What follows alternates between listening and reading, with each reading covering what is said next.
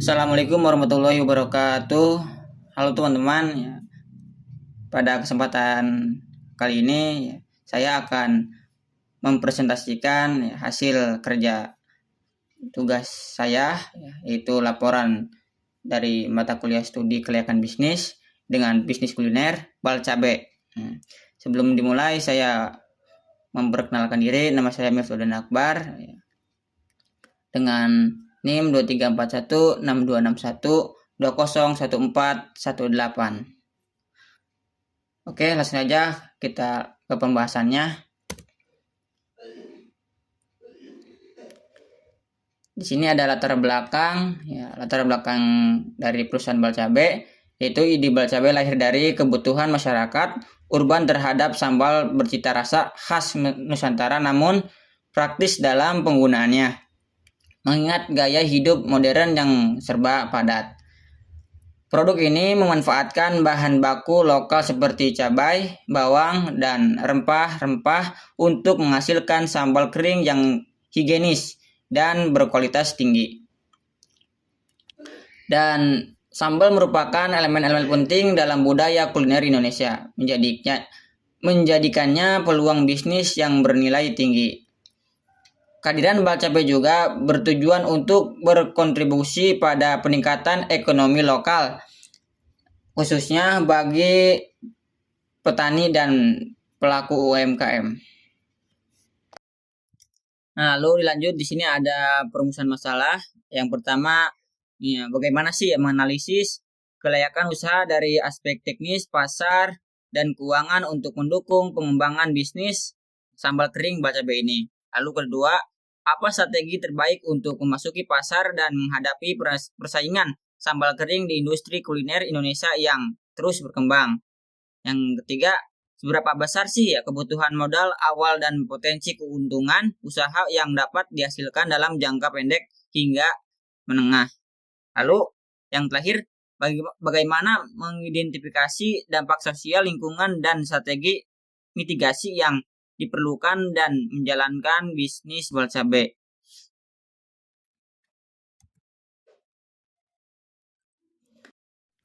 Lalu tujuan yang pertama, menganalisis dan mengidentifikasi berbagai aspek penting seperti teknis, pemasaran, dan keuangan guna mengetahui sejauh mana usaha Balcabe layak dikembangkan. Yang kedua, memberikan wawasan tentang strategi pemasaran yang optimal untuk meningkatkan jangkauan dan loyalitas pasar sasaran. Yang ketiga, mengetahui tingkat pengembalian investasi dan waktu balik modal agar usaha dapat dijalankan secara berkelanjutan. Lalu yang keempat, merancang rencana usaha yang mempertahankan keberlanjutan lingkungan sekaligus mampu menciptakan nilai ekonomi tinggi. Di sini ada manfaat ya. Manfaat itu yang pertama ada manfaat akademis, yaitu menjadi referensi bagi mahasiswa khususnya dalam implementasi teori studi kelayakan bisnis di bidang industri pangan. Yang kedua, manfaat praktis, yaitu memberikan gambaran pengembangan bisnis bagi calon pengusaha kecil hingga menengah di bidang kuliner. Yang ketiga, manfaat sosial dan ekonomi, yaitu mendukung pemberdayaan masyarakat lokal melalui penciptaan lapangan kerja baru dan penggunaan bahan baku lokal. Yang keempat, menginspirasi pelaku usaha lain untuk menciptakan inovasi berbasis budaya lokal sehingga nilai tradisional tetap bertahan dan di era modern. Nah, lalu di sini selanjutnya di bab 2 yaitu aspek hukum bisnis. Yang pertama, profil perusahaan dari Balcabe ini yaitu dengan visi dan fokus usaha. Balcabe bertujuan menjadi produsen sambal kering terbaik dengan cita rasa khas Indonesia, memanfaatkan tenaga lokal, bahan baku yang unggul, serta konsep modern dan ramah lingkungan. Yaitu misi, dengan misinya inovasi produk sambal kering, kolaborasi dengan petani lokal, serta menerapkan strategi pemasaran digital untuk menjangkau konsumen di pasar nasional hingga internasional. Lalu lokasi strategis perusahaan. Lokasi ini itu berlokasi di Karawang dengan akses transportasi mudah dengan sumber bahan baku lokal dan lingkungan usaha aman untuk mendukung proses produksi. Lalu ada kepatuhan hukum. Kepatuhan hukum yang pertama, daftar perizinan. Nah, Bal Cabai ini telah menyiapkan izin penting seperti nomor induk berusaha, NIB, PIRT, dan sertifikat halal untuk keamanan dan kepercayaan konsumen. Lalu yang kedua, pendaftaran hak merek dagang. Merek Bal Cabai dilindungi secara hukum untuk menjaga hak atas identitas produk dan mencegah pemalsuan. Yang ketiga, regulasi ketenaga kerjaan. Mengetahui undang-undang ketenaga kerjaan dengan menjamin gaji layak untuk karyawan serta menciptakan lingkungan kerja yang aman dan sehat. Lalu aspek manajemen. Aspek manajemen ini yang pertama, struktur organisasi. Jelas, memiliki bertindak sebagai pengambil keputusan utama, didukung oleh manajer produksi, yaitu lanjut keuangan, pemasaran, serta staf pengemasan dan operasional. Yang kedua ada deskripsi pekerjaan, yaitu setiap posisi termasuk staf produksi dan pemasaran memiliki deskripsi tugas yang jelas untuk menjaga kelancaran dan kegunaan seluruh kegiatan. Lalu kebijakan tata kelola. Pelatihan rutin di bidang pemasaran digital, pengendalian kualitas produk, serta pencatatan keuangan dilakukan untuk memastikan seluruh staf bekerja efektif dan efisien. Nah, di bab 3 ini ada aspek pasar dan pemasaran. Lanjut pembahasannya, potensi dan pemerintahan pasar. Sambal memiliki peran penting dalam cita rasa kuliner Nusantara, di mana hampir semua masyarakat Indonesia menyantapnya sebagai pelengkap makan sehari-hari. Gaya hidup masyarakat urban yang sibuk menjadikan makanan praktis seperti sambal kering siap saji sebagai solusi yang efisien, tahan lama, dan mudah dikonsumsi. Belum banyak pesaing yang menawarkan sambal kering dengan kemasan modern di varian rasa dan menarik, sehingga peluang Bal Cabai untuk memimpin pasar sangat besar. Lalu potensi dan permintaan pasar. Berdasarkan survei, permintaan awal diperkirakan mencapai 50.000 kemasan per tahun dengan tren peningkatan pembelian rata-rata 15-20% setiap tahunnya. Produksi sambal kering Bal Cabai memiliki keunggulan daya tahan produk dan praktis tanpa memerlukan penyimpanan khusus seperti sambal cair.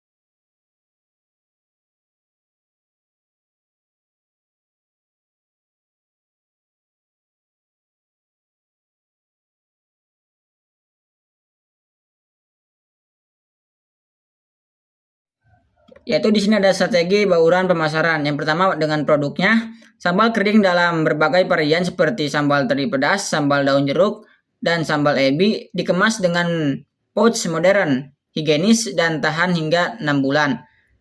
Lalu yang kedua harga kompetitif ya, di sini 20.000 sampai 25.000 per kemasan dengan margin keuntungan sekitar 30% hingga 40% dari biaya produksi. Yang ketiga, distribusi menggunakan platform digital seperti Shopee, Tokopedia, dan Instagram, serta distribusi melalui toko oleh-oleh, UMKM daerah, dan reseller lokal.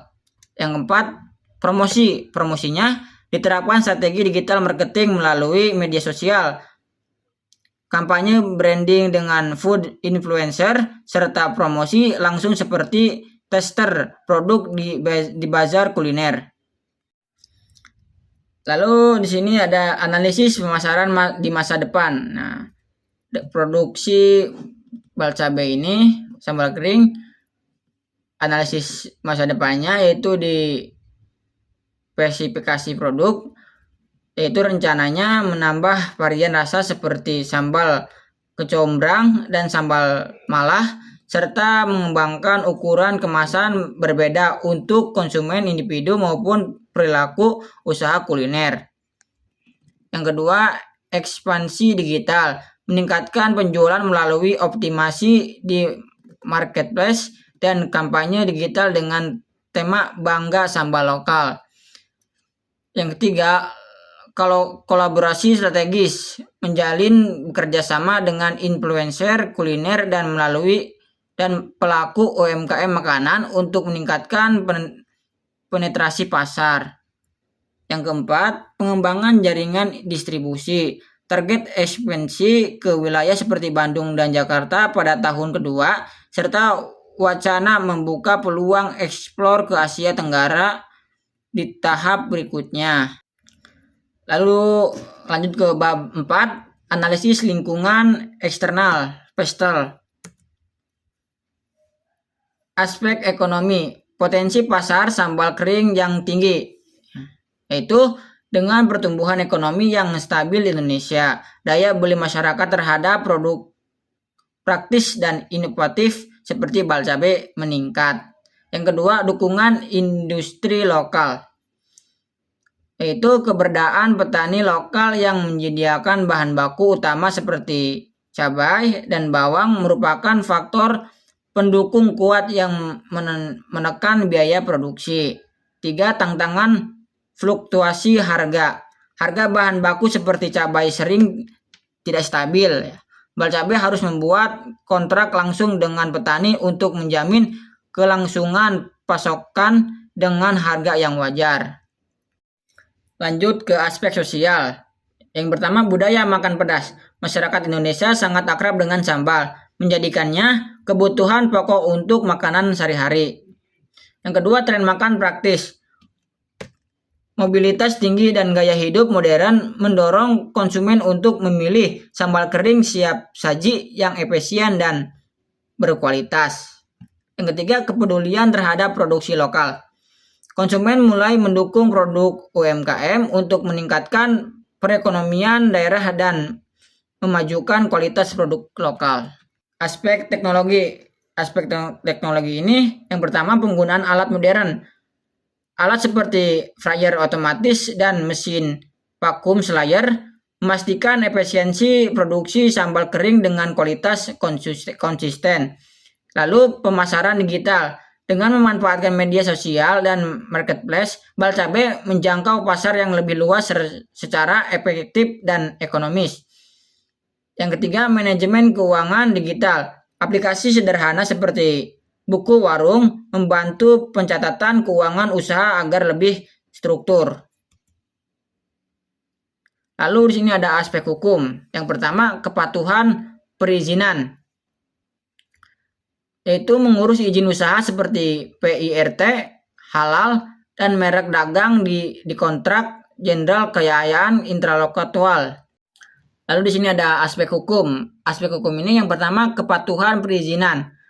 Mengurus izin usaha seperti PIRT, halal, dan merek dagang di Direktorat Jenderal Kekayaan Intelektual (DJKI). Menunjukkan komitmen terhadap standar legalitas. Yang kedua, regulasi tenaga kerja.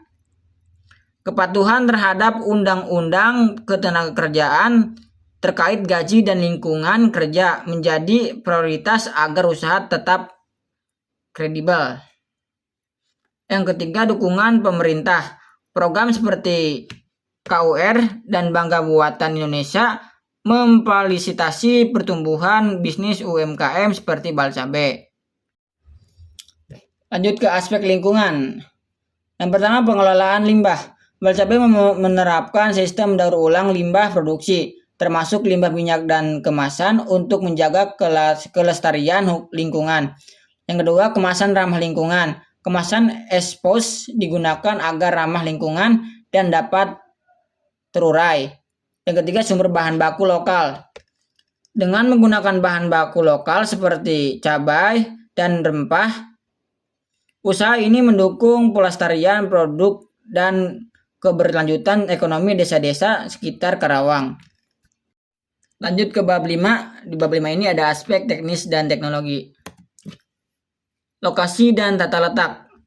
Yang pertama, lokasi strategis. Lokasi usaha bal cabai terletak di Jalan Raya Kosambi nomor 12, Desa Wadas, Kecamatan Telagasari, Kabupaten Karawang, memenuhi kebutuhan akses bahan baku, transportasi, dan distribusi ke berbagai wilayah.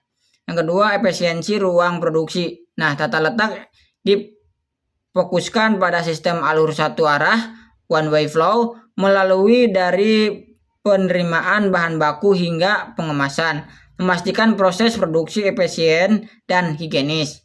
Yang ketiga, fasilitas pendukung. Tempat produksi dilengkapi dengan ruang penyimpanan bahan baku, era penggorengan, pengemasan, serta gudang menyiapkan untuk produk jadi.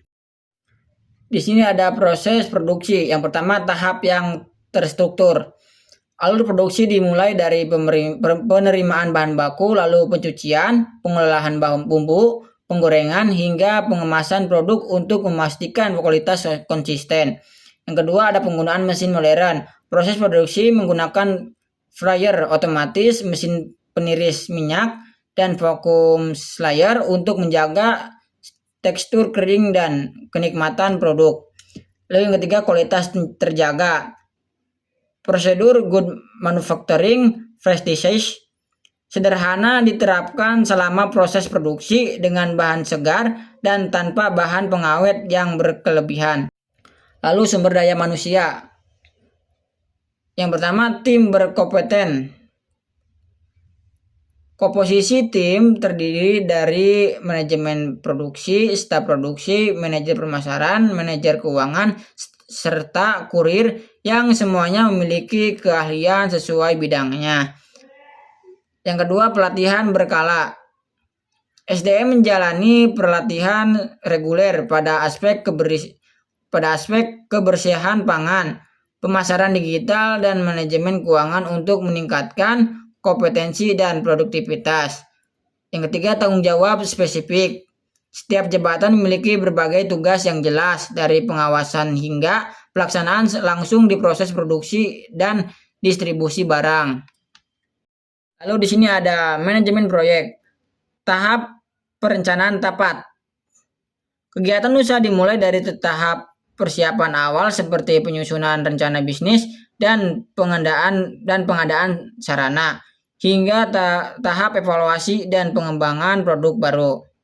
Lalu yang kedua, pengelolaan sumber daya efisien. Manajemen proyek memastikan penggunaan modal, waktu, dan tenaga kerja secara produktif untuk mencapai target kapasitas produksi sebanyak 50.000 kemasan pada tahun pertama. Yang ketiga, ekspansi skala operasional. Tahap kedua akan difokuskan pada perluasan pasar di wilayah Jabodetabek dan peningkatan kapasitas produksi hingga 80.000 kemasan per tahun. Lalu lanjut ke bab 7, yaitu analisis kelayakan keuangan. Yang pertama, persyaratan modal. Modal investasi. Yang pertama, investasi utama untuk bal cabai meliputi pembelian alat produksi seperti penggorengan otomatis, vacuum slayer, timbangan digital, dan penyewaan tempat produksi. Total biaya awal diperkirakan mencapai 80 juta yang mendukung keberlangsungan proses produksi jangka panjang. Lalu ada modal kerja. Meliputi biaya operasional harian seperti pembelian bahan baku, gaji karyawan, transportasi, dan marketing. Modal kerja bulanan sekitar 50 juta. 55 juta dengan total kebutuhan modal kerja untuk 3 bulan. Pertama mencapai 167 juta. Lalu ada total kebutuhan. Modal total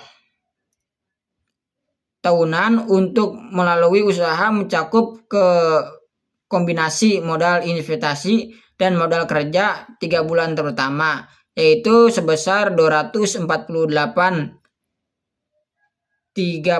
juta. Angka ini mencakup seluruh kebutuhan awal terkait produksi dan pengoperasionan.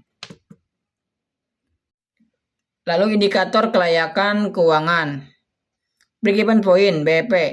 Perhitungan BEP menunjukkan usaha akan mencapai titik impas dengan menjual 20.700 kemasan sambal kering per tahun atau setara dengan 455 juta dengan kapasitas produksi 50.000 kemasan. Usaha berada jauh di atas BEP. Indikator kelayakan keuangan. Lanjut, payback periode PP. Waktu balik modal adalah sekitar 8 bulan. Menjadikan usaha Balcabe sebagai investasi dengan pengembalian modal yang sangat cepat. Lalu net present value NPV. NPV bernilai positif sebesar 144 miliar.